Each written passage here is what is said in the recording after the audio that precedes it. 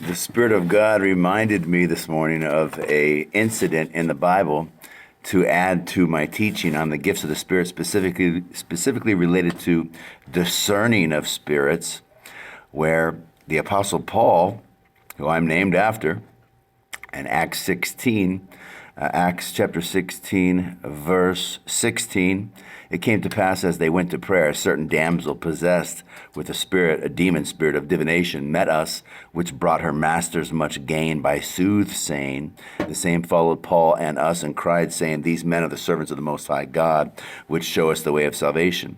Now she's saying something that's truthful, but we don't know the accuracy or the legitimacy or the purity of the spirit by which she's speaking, because Acts chapter 16, verse 16 tells us she's being governed and led by a demon spirit.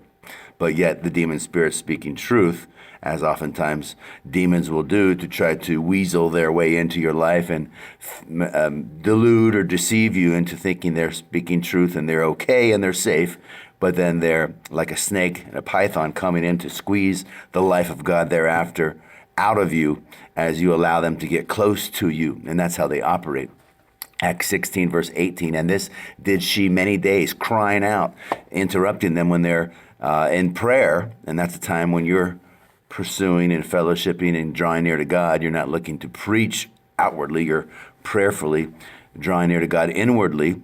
And in verse 18, they were praying, but yet she's interrupting and crying out and saying this repeatedly. And Paul, being grieved internally, he was vexed by that demon spirit and that woman yielding to it and operating by it, and turned and said to the spirit, I command you in the name of Jesus Christ to come out of her. And the demon spirit came out of her the same hour.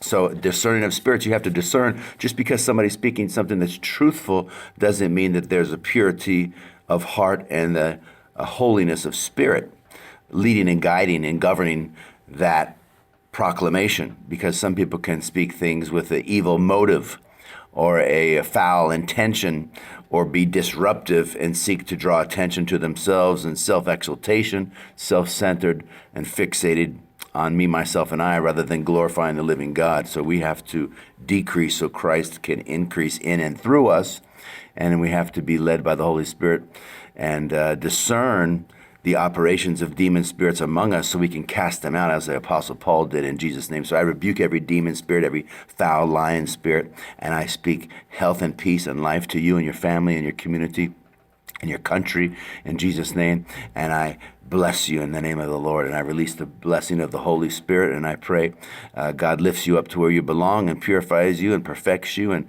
establishes you and takes you into the fullness of the blessing of Christ. If you'd like me to come to your city, your country, your church, email me. I'll be happy to do so.